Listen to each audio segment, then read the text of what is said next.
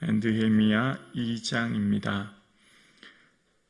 구약성경 727면입니다. 이 말씀은 살아계신 하나님의 말씀입니다. 오늘 나에게 주신 하나님의 말씀을 함께 고백드리겠습니다.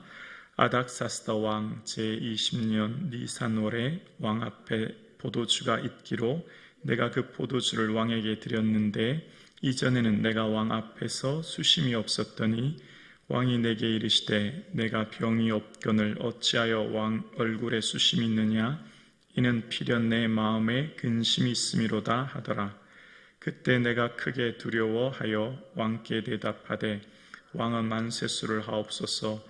내 조상들의 묘실이 있는 성읍이 이제까지 황폐하고 성읍이 불탔사오니 내가 어찌 얼굴에 수심이 없사오리까 하니 왕이 내게 이르시되 그러면 내가 무엇을 원하느냐 하시기로 내가 곧 하늘의 하나님께 묵도하고 왕에게 아뢰되 왕이 만일 좋게 여기시고 종이 왕의 목전에서 은혜를 얻어싸우면 나를 유다 왕 땅 나의 조상들의 묘실이 있는 성읍에 보내어 그 성읍을 건축하게 하옵소서 하였는데 그때 왕후도 왕 곁에 앉아 있었더라.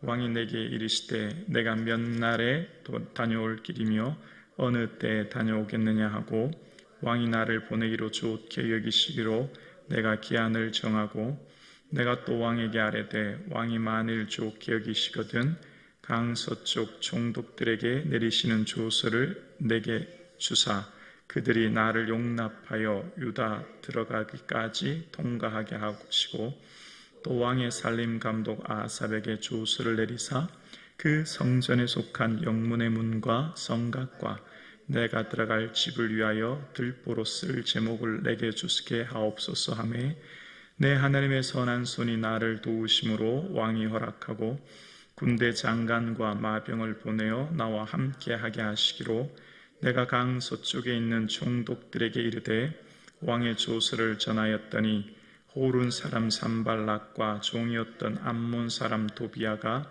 이스라엘 자손을 흥왕하게 하려는 사람이 왔다 함을 듣고 심히 근심하더라.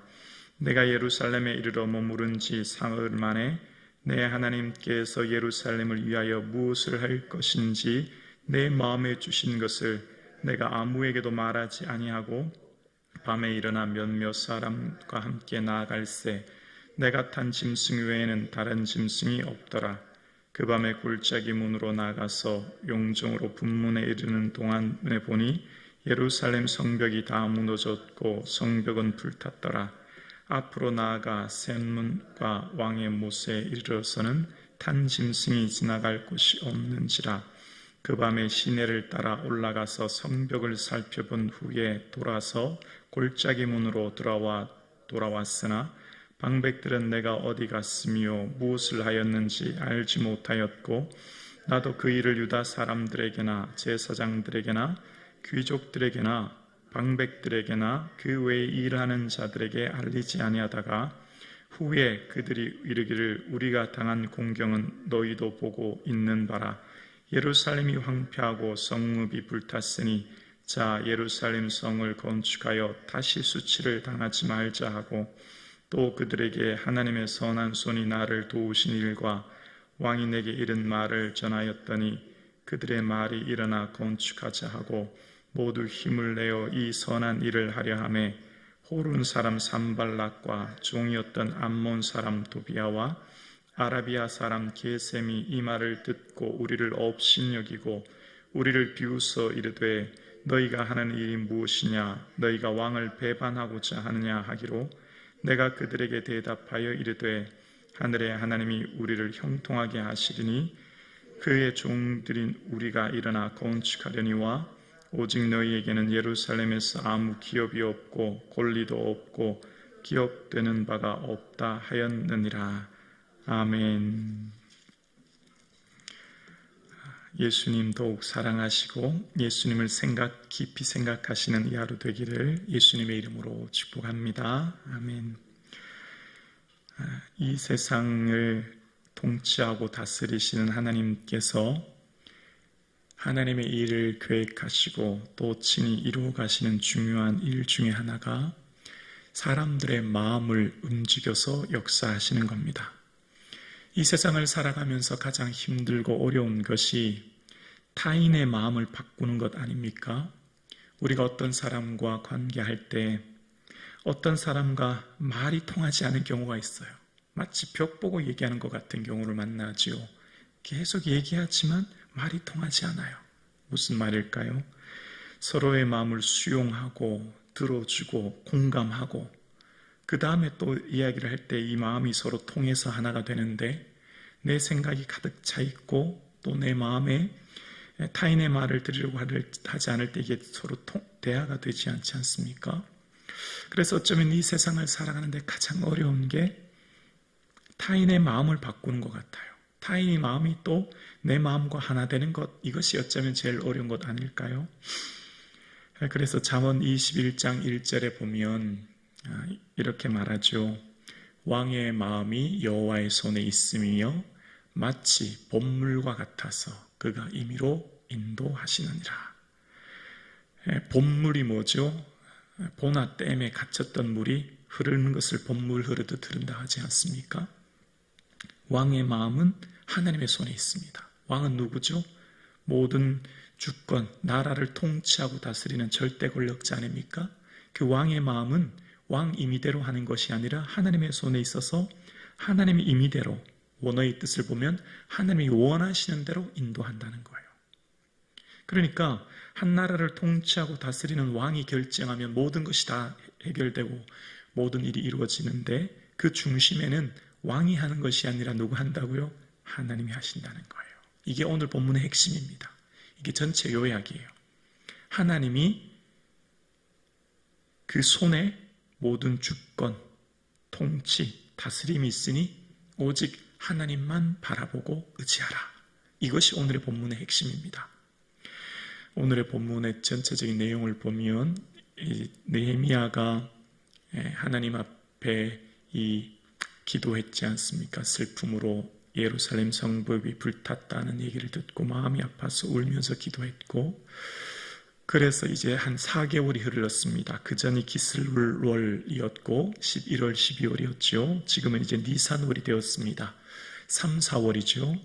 이제 4개월의 시간이 흘렀습니다. 그 4개월의 시간이 흐른 다음 왕 곁에 있는데 느헤미야의 얼굴에 수심이 가득했다는 겁니다. 당시 왕 앞에서 얼굴이 어두운 것은 이 가장 가까운 신하들이 반역을 도모할 수 있다는 오해를 받을 수 있고, 그것은 자칫 그 생명이 위험해질 수 있는 상황이었지 않습니까? 그때 느헤미야는 이제 왕에게 자신의 상황을 이야기합니다.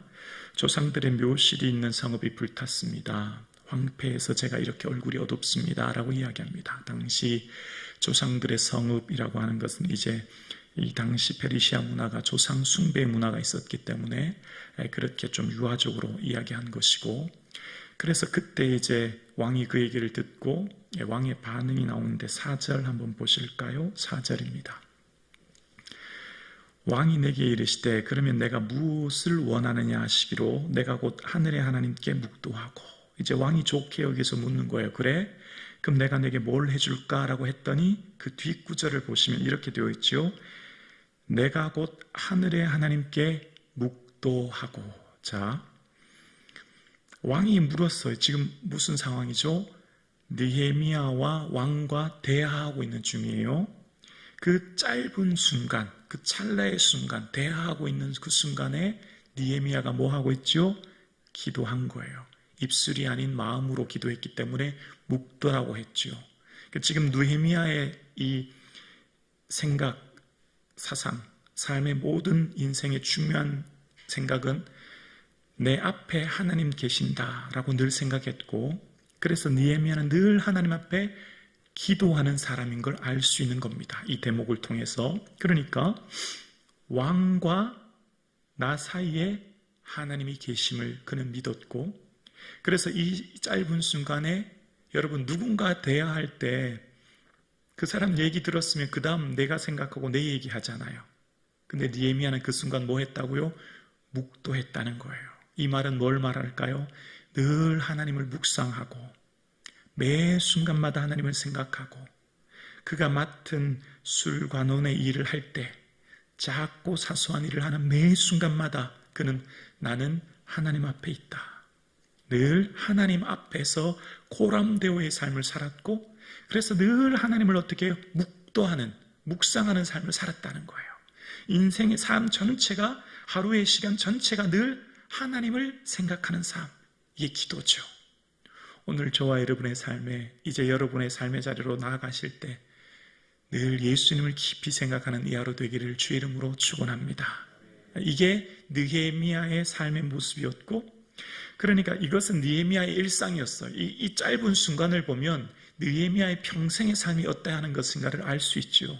그래서 내가 뭐 해줄까 물었을 때 느헤미야가 지금 하는 이 요청은 굉장히 위험할 수 있어요. 왜냐하면 에스라에 보면 에스라 4장에 이 성벽 공사를 재건하다가 멈춰집니다. 이 반란을 도모한다는 왕에게 보고가 들어갔죠. 그리고 10년의 시간이 흘렀어요. 그러니까 다시 이 성벽을 공사를 한다고 하는 것은 왕의 명령을 번복해야 되는 겁니다. 그리고 이전에 있었던 예루살렘 지역에 있었던 총독들의 보고를 들었기 때문에 다시 이것을 한다고 하는 것은 느헤미야가 또 오해를 살 소지가 있었던 것입니다. 그래서 그럼에도 불구하고 왕께 아뢰입니다. 이제 나로 유다 땅에 건너가서 성읍을 다시 건축할 수 있도록 해달라고요. 그런데 놀라운 왕의 얘기를 듣습니다. 그래? 그러면 너 언제 다시 올 거니? 기한이 언제면 돼? 그런 얘기를 듣는 거예요. 무슨 말이죠? 느헤미야가 왕께 얼마나 신실했던 사람인가를 알 수 있는 거예요. 평소 느헤미야가 왕과 얼마나 신뢰적인 관계가 신실한 관계였으며 또 느헤미야가 왕에게 얼마나 신실했던 것을 유추해 볼 수 있는 겁니다. 너 다시 갔다 오라는 거예요. 얼마든지 보내고 다른 술관은 뽑아도 되지 않습니까? 그러니까 느헤미야의 삶이 이전에 얼마나 왕에게 믿음을 주었는가를 알 수 있고 그럴 때 느헤미야는 이제 왕이시여 그러면 강 건너 총독에게 이런 조서를 좀 써주십시오. 그리고 제가 필요한 이런 성곽 건축 재료와 제가 거주할 집을 좀 주십시오 라고 요청해요. 자, 그리고 난 뒤에 반응이 8절에 나옵니다. 8절에 보면 또 왕의 살림 감독 아삽에게 조서를 내리사 그가 성전에 속한 영문의 문과 성곽과 내가 들어갈 집을 위하여 들보로 쓸 제목을 내게 주게 하옵소서 하매 내 하나님의 선한 손이 나를 도우심으로 왕이 허락하고 아멘. 여러분, 기도하는 사람은 다 하나님이 하셨습니다. 하나님의 은혜로 되었습니다 라고 겸손한 거예요. 그리고 어떤 일을 할 때 하나님의 손을 보게 됩니다. 지금 보세요. 여기 하나님의 손이라고 하는 게 하나님의 손이 무슨 환상을 통해 등장합니까? 지금 하나님의 손이 무슨 이 왕과 느헤미야 앞에서 무슨 나타나는 거 아니잖아요. 느헤미야의 신앙의 고백이지요. 하나님의 손은 하나님이 이렇게 도우셨다고 하는 신앙의 고백이지요. 기도하는 사람만이 할 수 있는 거예요. 묵도한 사람은 하나님이 하셨구나. 보세요. 지금 하나님 일반 객관적으로 보면 아닥사스다 왕이 허락한 거잖아요. 아닥사스다 나와 왕사의 대화로 왕이 허락한 것인데 느헤미야는 누가 하셨다고요? 하나님이 하셨다는 거예요. 이게 기도하는 사람의 특징이고 그래서 겸손해질 수 있는 거예요. 기도하는 사람은 결코 교만해질 수 없어요. 여러분, 우리가 삶의 시험에 들 때가 있는데 왜 시험에 드냐면 나는 이만큼 애쓰고 노력했는데 사람들이 알아주지 않을 때 나의 희생과 헌신, 내가 이만큼 애썼는데 사람들이 나에 대해서 인정해주지 않을 때 우리 마음이 좀 힘들고 어려워요. 그러나 우리의 삶 가운데 하나님이 나를 통해 하셨고 하나님의 은혜로 하셨으면 나는 겸손해질 수밖에 없는 거죠. 다 하나님께만 영광 돌려야 되는 거예요. 그래서 하나님의 손이 도우셨기에 내가 왕이 허락했다는 것을 알았고 중요한 이 고백이 나와요. 이렇게 할 수 있었던 것은 보세요. 느헤미야가 하나님으로부터 예루살렘 성벽이 불탔고 무너졌다는 소식을 듣고 울면서 기도했고 그래서 내가 왕께 부탁한 거잖아요. 그리고 지금 이 흘러가는 흐름에는 대화 속에는 나와 왕만 있어요. 하나님은 보이지 않지요. 그런데 여기서 아주 중요한 느헤미야의 고백이 나와요. 12절 보실까요? 12절 보세요. 내 하나님께서 예루살렘을 위하여 무엇을 할 것인지 내 마음에 주신 것을, 여기까지입니다. 지금 느헤미야가 아주 중요한 고백을 하고 있어요. 내가 예루살렘 성벽을 건축하려고 내가 왕께 부탁했다. 이게 아니에요. 이게 아니에요. 내가 예루살렘을 성벽을 건축하려고 한 것이 아니라 하나님이, 주어는 하나님이에요. 이게 매우 중요합니다. 하나님이 예루살렘을 위해 어떻게 하실지 내 마음에 소원을 주셨고, 그래서 내가 왕께 부탁했고, 그래서 내가 그 왕의 부탁을 들은 대로 예루살렘에 도착했고, 그 예루살렘에서 이렇게 지금 살펴보고 있다. 이 얘기하는 거예요. 시작도 하나님이요, 끝도 하나님이에요. 이게 우리의 신앙의 고백이 되어야 합니다. 이렇게 되어야만 우리의 삶은 철저히 하나님 앞에 순종을 넘어 복종할 수 있는 거예요. 다 하나님 하시는 거예요. 우리의 삶 가운데 내가 했다, 내가 이뤘다라고 하면 우리는 슬럼프에 빠질 수 있고 어려움에 빠지는 거예요. 여러분, 정말 이 말씀을 꼭 붙들 수 있기를 주의 이름으로 축원합니다.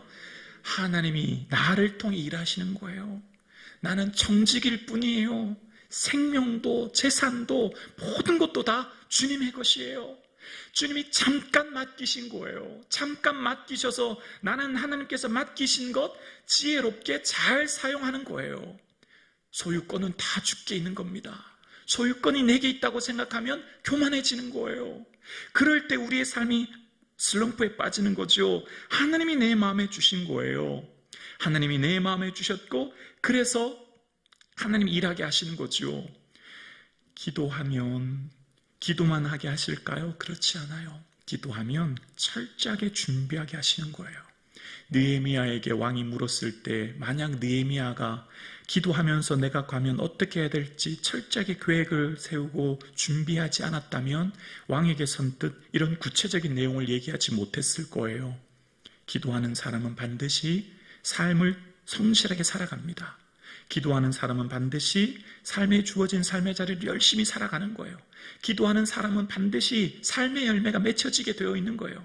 기도만 하는 게 아니에요. 기도하는 사람이 기도가 엔진이 되어서 삶의 열매를, 삶의 어떤 고난도 이겨내고 삶의 모습을 충실히 살아가는 거죠. 느헤미야는 기도만 하는 게 아니에요. 기도하고 또 어떻게 했죠? 도착하자 이 수산성에서 예루살렘까지 에스라에 보면 한 4개월 걸렸다고 해요. 얼마나 피곤하겠어요? 그런데 한 3일 정도 쉬고는 밤에 돌아보는 거예요. 예루살렘 성을 시계 반대 방향으로 돌아보는 겁니다. 왜 돌아보죠? 알아야, 상황을 파악해야, 세밀하게 조사를 해야 일을 할 것 아닙니까? 그러니까 기도하는 사람은 반드시 철저한 대안을 세우게 되어 있어요. 철저하게 준비를 하게 하는 거죠. 그리고 이런 일들에 대해서 우리가 이만큼 성벽이 불탔으니 다시는 이런 수치를 당하지 말자라고 사람들에게 얘기했고, 여러분, 아무리 중요한 하나님의 뜻, 하나님의 일도 사람들이 함께 동참하지 않으면 이룰 수 없지 않습니까? 느헤미야 혼자 아무리 좋은 선한 계획을 가지고 있고 왕이 조서를 내렸다고 해도 거기 살고 있는 유다 사람들이 찬성해서 함께하지 않으면 도저히 이룰 수 없는 거지 않습니까? 근데 또 등장하는 게 있어요. 그 사람들의 마음도 누가 바꿔주실까요? 하나님이 바꿔주시는 거예요. 18절에 나옵니다. 18절이요. 또 그들에게 하나님의 선한 손이 나를 도우신 일과 왕이 내게 이른 말을 전하였더니 그들의 말이 일어나 건축하자 하고 모두 힘을 내어 이 선한 일을 하려 하매. 아멘. 느헤미야가 또 고백해요.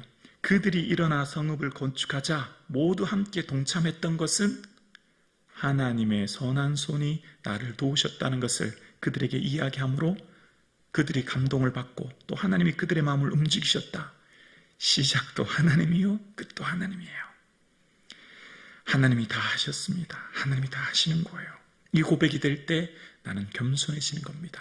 나는 온전히 하나님 손에 잡힌 마른 막대기와 같습니다. 하나님 나를 사용해 주옵소서. 이 고백이 있기를 주의 이름으로 축원합니다. 그럴 때 하나님이 하신다는 것을 고백할 때 반대하는 사람도 만나지요. 고난이 있어요. 이 뒤에 반대하는 사람들이 있잖아요. 마음을 아프게 하고 힘들게 하고 고통스러운 사람이 있는 거예요. 그러나 그런 사람들을 만날 때도 하나님이 하신 것을 믿기에 하나님께 의탁하고 맡길 때 우리는 그 모든 어려움을 능히 이겨나갈 줄로 믿습니다. 하나님께 위탁하고 맡기는 저와 여러분 되기를 주의 이름으로 축원합니다.